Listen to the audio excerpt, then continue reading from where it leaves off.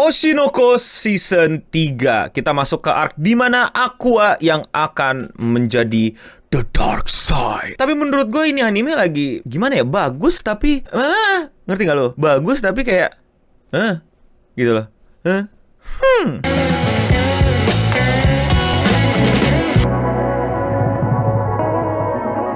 Oshinoko Season 3. Akhirnya kita akan lanjut ke sebuah cerita tentang dunia entertainment Jepang yang dibalut dalam misteri kegelapan tentang siapakah yang membuahi Hoshino Ai dan memanipulasi seseorang untuk membuat episode 1. I love Oshinoko tapi hanya untuk episode 1-nya. Makin kesini gue makin kurang bisa menjaga attention gue untuk tetap mencintai Oshinoko seperti para fansnya. Disclaimer, gue gak baca manga, jadi gue gak tahu nih apa akan yang terjadi ke depannya, tapi gue tahu tentang fenomena bahwa banyak orang gak suka sama endingnya. Gue udah bahas sebelumnya di season 2 di thumbnailnya kayak gini, tapi gue sendiri mulai merasakan sesuatu yang tidak nyaman tentang sosok-sosok magis yang tiba-tiba muncul. Ya, walaupun awal cerita juga sudah ada magis yang tiba-tiba ngebuat mereka bereinkarnasi, ya lebih tepatnya ya, lahir kembali menjadi seseorang yang menyimpan ingatannya gitu, sehingga mereka bisa waktu kecil tuh udah bisa mikir kritis, critical thinking, dan cukup cukup dewasa. Magis yang lo maksud apa? No, itulah cewek-cewek burung gagak lah. Tapi nanti kita bahas soal itu nanti. Tapi pertanyaannya adalah bagaimana dengan season 3? Season 3 menurut gue dimulai dengan kualitas gambar yang konsisten dari season 1, season 2, season 3. Masih megah, masih mengkilap, masih pencahayaan yang lebay dan luar biasa indah. Tiap karakter kayak digambarkan wajib indah dan perfect, sesuai dengan bagaimana mereka ingin mensimbolisasi industri entertainment di Jepang. Gak boleh ada flaw, nggak boleh tidak menarik. Tiap karakter harus cantik, bahkan cowoknya harus sedikit cantik. Secara cerita sebenarnya gue sangat-sangat tertarik ya dengan bagaimana sekarang Aqua lah yang bakal menjadi si baik dan si lugu, sedangkan si Ruby menjadi si manipulator, John Liebert, orang yang mengatur di balik layar, the mastermind, dan si strategis. Yang dimana sebenarnya menurut gue agak terlalu mulai hilang magisnya. Kenapa hilang magisnya? Kayak bagaimana gue menyebutkannya ya? Apapun yang dilakukan terlalu perfect dan terlalu sempurna gitu untuk seorang bocil yang dulu penyakitan. Sehingga magic dari ceritanya untuk membuat gue jangan pikirin mulai kepikiran gitu. Walaupun ya dia dibantu sama Bang Toib ya. Gue baru nonton episode 1, 2, 3 lah sampai penyelesaian konflik cosplay ya. Yang akan gue bahas di akhir gitu, bahwa konflik ini menurut gue sangat-sangat fantasi. Jadi secara cerita dan visual menurut gue masih bertahan, masih sesuai sama apa yang sebelumnya. Cuman menurut gue emang kayaknya hype-nya ini ketiban sama dua anime yang memang juga lagi menguasai pasar banget dan menguasai diskusi dan memenuhi dialektika timeline sosial media gitu dibanding anime Oshinoko ini sendiri. Siapa lagi kalau bukan ya tentu saja Frieren dan One Punch Man season 3. Canda. JJK. Jadi ya mesti diakui lah Oshinoko agak tutup nih diskusi online-nya atau perdebatan online-nya atau community-community-nya untuk rame di sosmed. Setidaknya di timeline gue, dan gue tadi udah nge-search di Twitter dan lain-lain, emang nggak terlalu ada semacam perdebatan yang perlu didebatkan atau semacam perbedaan pendapat yang perlu diramai-ramaikan gitu. Jadi animenya bisa kita bilang asik sendiri dan seru sendiri sama community-nya, which is good. Tidak seperti JJK yang lagi saling berantem sama fansnya ya, karena yang satu bilang fansnya nggak bisa baca, yang satu bilang fansnya baca, yang satu terbukti tidak bisa baca, yang satu bilang episode bagus, yang satu bilang episode nggak bagus, dan lain-lain. Gue juga ikut ke perdebatannya dan seru banget. Tapi ya Oshinoko ini kayaknya emang seru untuk ditonton tanpa harus didebatkan menurut gue. Nggak deh, gue tarik omongan gue. Tetap ada hal seru sih untuk didebatin. Kalau menurut gue adalah tentu saja dalam perspektif gue pribadi. Maksud lo apa? Gue ngomongin secara data dan lain-lain. Enggak lah. Arc cosplay ini menurut gue sangat-sangat relate dengan kehidupan gue yang bergerak di bidang entertainment juga. Tapi dengan nuansa Jepang gitu. Maksud gue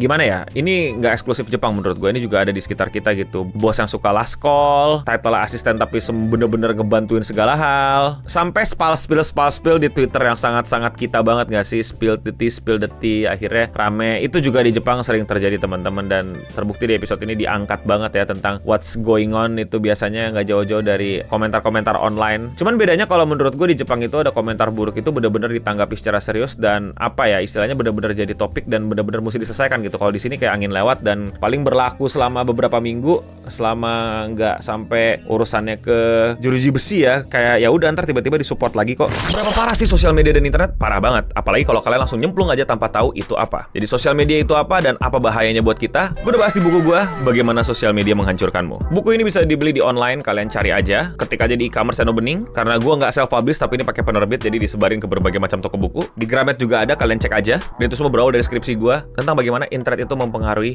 society. Anjay, society. Silahkan dibeli, silahkan dibaca. Thank you yang udah support gue.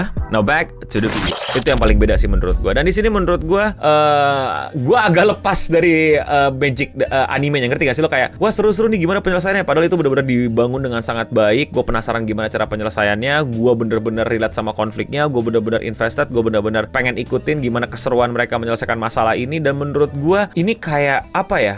Kayak masalah di real life diselesaikan sama kantong Doraemon gitu. Jatuhnya jadi kayak gue ngelihat sesuatu yang sangat-sangat tidak realistis dan jadi merasa kayak bodoh lu semua gitu loh. Tidak relate sama gue jadinya ternyata gitu. Karena kenapa? Karena ini masalah emang sering terjadi di sekitar kita gitu. Ketidaksepakatan, ketidaksesuaian, miskomunikasi, bos yang sukanya dia sendiri, konflik antar internal, pihak ini tidak terpuaskan tapi curhat di Twitter bukan ngomong langsung dan lain-lain. Yang gue sendiri pun juga yakin walaupun mungkin gue bisa salah, di Jepang pun gak mungkin kejadian kayak gini beneran bisa diselesaikan dengan cara seperti itu. Karena menurut gue komedi banget. Tiba-tiba dong diselesaikan dengan cara yang sangat-sangat apa ya? Anime apa sih? Gue tuh bilangnya gimana ya? Kayak kalau karakter utama dikasih 2 pilihan gitu, dia selalu punya pilihan lain yang akan menyelesaikan masalah dan semuanya senang gitu. Kayak kan masalahnya ada bos yang suka seenaknya, nggak peduli orang lain, jadi sering meremehkan partner kerja dan lain-lain. Dalam kasus ini adalah si cosplayer gitu ya. Terus si cosplayer curhat nggak suka, terus untuk nge-aton atau membalaskan dosa-dosanya, tiba-tiba si direkturnya suruh pakai baju cosplay bikin sendiri gitu untuk merasakan penderitaan dan perjuangan cosplayer pada hari itu. Kok saya jadi berasa ini sangat-sangat fantasi gitu ya genrenya gitu. Ya memang ini fiksi, memang ini tidak mungkin, tapi kan dia genrenya lebih ke dunia nyata gitu daripada fiksi. Kok jadi kayak kantong Doraemon gitu penyelesaiannya. Awkward dan aneh banget gitu. Dan kok bisa-bisanya kayak ginian malah jadi kayak sesuatu yang wah menyelesaikan masalah, wah bener-bener luar biasa menyenangkan segala macam pihak gitu kan. Terus jadi saling mengerti satu sama lain gitu kan. Kokoronya jadi lebih tenang gitu. Bahkan sampai si yang punya masalah si cosplayernya jadi kayak wah gue respect lah sama lu karena lu sudah mengerti bagaimana susah bikin kostum. Gue agak kecewa aja sih sama pilihan cerita yang seperti itu. Kayak sorry ya, kayaknya emang orang yang di industrinya langsung kalau ngeliatin kayak gini jadinya kayak nggak mungkin deh gitu. Kayaknya di Jepang sendiri pun juga kayaknya nggak mungkin ya gitu. Kayak penyelesaiannya kayak gini pasti lebih chaos di belakangnya gitu. Nggak mungkin tiba-tiba jadi entertainment yang apa dah gitu. Jadi bener-bener kayak Ruby ketabrak di tengah jalan terus dia koma dan sekarang dia lagi berimajinasi dan berfantasi dalam mimpi panjangnya karena lagi koma gitu. Gimana cara dia bisa menyelesaikan masalah sekeren abangnya Aqua gitu. Intinya ya gue sangat-sangat merasa janggal aja di situ. Tapi gue masih mau nontonin sih. Jadi ya betah-betah aja gitu untuk nontonin walaupun tetap berasa penyelesaian masalahnya mulai terlalu magis. Juga sebelumnya ya si Memcho yang confronting si Aqua tentang bagaimana dia dengan Kana atau Akane gitu kan. Terus tiba-tiba harus ditidurin gitu buat gue. Apa sih? Apa banget ini emang mangakanya emang yang mesti kita pertanyakan gitu. Tapi kalau lu baru mengenal mangakanya mungkin bingung, tapi karena saya sudah mengenal jadi kayak iya, cuman kayak lama-lama ya masa sih gitu loh. Tapi menurut kalian para fans Oshinoko yang udah nonton gimana? Apakah ini tetap seru buat kalian? Secara story gue lebih suka ini daripada season 2 karena season 2 bener-bener sideways banget buat gue. Tiba-tiba teater, tiba-tiba ini gitu. Walaupun secara konsep art gue suka banget, gue nikmatin banget. Apalagi openingnya. Kritik tidak setuju silakan juga di kolom komentar di bawah. Komen hari ini datang dari video short gue yang gue waktu itu ke Taiwan dan di stream snipe sama subscriber gue sendiri. Nah di sana kan gue beli Hunter License tuh di animate dan ada komennya menurut gue lah iya ya dari MZVA beribet baca username lu. Hunter License dijual aja bang, soalnya uang hasil penjualan satu license aja bakal baru habis setelah 7 turunan. Damn ini investasi terbaik ya. Canda. Kalau lu wibu pasti lu paham apa maksudnya. Enggak lah, ini bukan investasi. Ini namanya terlalu menyatukan antara fakta dan fiksi. Mau komennya dibacakan? Komen aja di kolom komentar di bawah. Dan ya, sekian Radio Siham untuk episode kali ini. Gue udah mending pamit undur diri dan untuk kita semua, stay clean and